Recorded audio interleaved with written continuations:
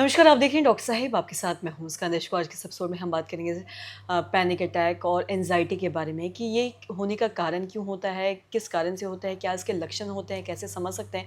इसी बारे में तमाम जानकारी लेने के लिए आज हमारे साथ मौजूद हैं बिहार के जाने-माने साइकियाट्रिस्ट और साथ ही हेड ऑफ साइकियाट्री डिपार्टमेंट और साथ ही साथ आपको बता दें कि आईजीएमएस में कार्यरत है। सर नमस्कार, बहुत-बहुत स्वागत है आपका। Thank you. सर आपसे जानना चाहेंगे अगर हम बात करें पैनिक अटैक के बारे में एंग्ज़ायटी के बारे में, तो ये सब क्यों होता है, इसके लक्षण क्या है, सिम्पटम्स क्या है, इस बारे में थोड़ा आप बताएँ?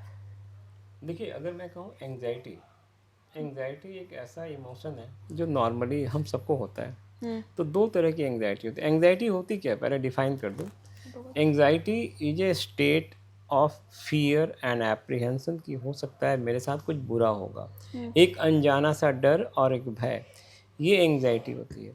एंग्ज़ायटी में हमेशा व्यक्ति कहेगा कि मुझे कुछ अजीब सा लग रहा है, कुछ लगता है मेरे साथ बुरा हो जाएगा, ये एंग्ज़ायटी।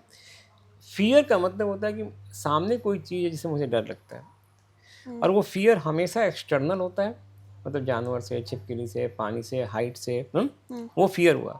और एंग्ज़ायटी हमेशा इंटरनल होता है। लेकिन जिसको फ़ियर होता है, उसको एंग्ज़ायटी हो सकती है। अगर आपको डॉग से फ़ोबिया है, तो डॉग को देखोगे तो आपको डर होगा, तो डर के साथ कुछ एंग्ज़ायटी भी होगी, पसीने आएँगे, धड़कन बढ़ेगी। हुँ, तो एंग्ज़ायटी एक नॉर्मल ह्यूमन इमोशन है, हुँ, लेकिन उसमें भी एक नॉर्मल एंग्ज़ायटी होती है, एक पैथोलॉजिकल एंग्ज़ायटी होती है। एबनॉर्मल एंग्जायटी कह सकते हैं उसको। एबनॉर्मल एंग्जायटी का मतलब है कि वो ऐसे सारे सिम्पटम जो बहुत ज़्यादा हों और हुँ, बहुत लंबे टाइम तक हों। अगर एंग्जायटी ज़रूरत से ज़्यादा होने लगे, रोज़ होने लगे और उसकी वजह से आपकी दिनचर्या, आपकी ज़िंदगी पे उसका नेगेटिव असर पड़े, तो फिर वो एबनॉर्मल एंग्जायटी हो जाती है। अब एंग्जायटी में शारीरिक लक्षण भी हो सकते हैं, हुँ, मानसिक लक्षण भी हो सकते हैं और कई बार कुछ बिहेवियरल लक्षण भी हो सकते हैं। बिहेवियर का अगर मुझे कहीं से जाने में डर लगता है कि तो मैं वहाँ जाना छोड़ दूँगा, अवॉइड करूँगा। अ, फिज़िकल सिम्पटम्स होते हैं, पसीने आना, दिल की धड़कन बढ़ जाना, चक्कर आना। और मानसिक लक्षण होते हैं कि हमेशा मेरे मन में एक अनजाना-सा भय रहता है कि मेरे साथ कुछ हो जाएगा। हुँ, तो फिज़िकल सिम्पटम, साइकोलॉजिकल सिम्पटम और तीसरा होता है बिहेवियरल सिम्पटम। तो एंग्ज़ायटी इतनी कॉमन बीमारी है आजकल, लेकिन उसी एंग्ज़ायटी में जैसे आपने कहा पैनिक अटैक, तो अगर एंग्ज़ायटी बहुत ज़्यादा हो, ज़रूरत हुँ, से ज़्यादा हो और वो कुछ मिनटों में ही इंसान को ऐसा कर दे जैसे लगता है कि मैं अब बचूँगा नहीं, मेरी ज़िंदगी अब ख़त्म होने वाली है।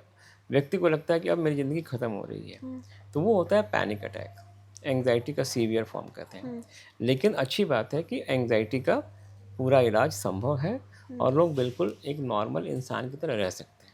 जी। और साथ ही सर आप पैनिक अटैक के ही बारे में बोल रहे थे, अगर हम एंग्ज़ायटी और पैनिक अटैक में अगर डिफरेंसेस के बारे में बात करें, तो दोनों में क्या एक मेजर डिफरेंस है जिससे लोग समझ सकते हैं कि ये पैनिक अटैक है और ये एंग्ज़ायटी है? देखिए, panic attack is a type of severe anxiety.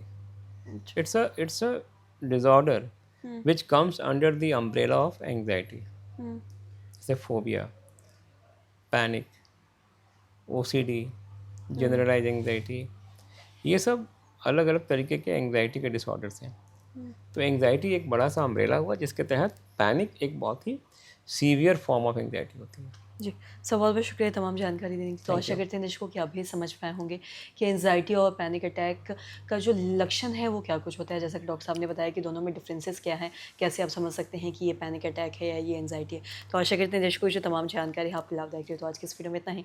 अगर आपने हमारे चैनल को सब्सक्राइब नहीं किया तो तुरंत कर लिए, साथ ही हमारे फेसबुक पेज को लाइक करें। वीडियो देखने के लिए आपका धन्यवाद।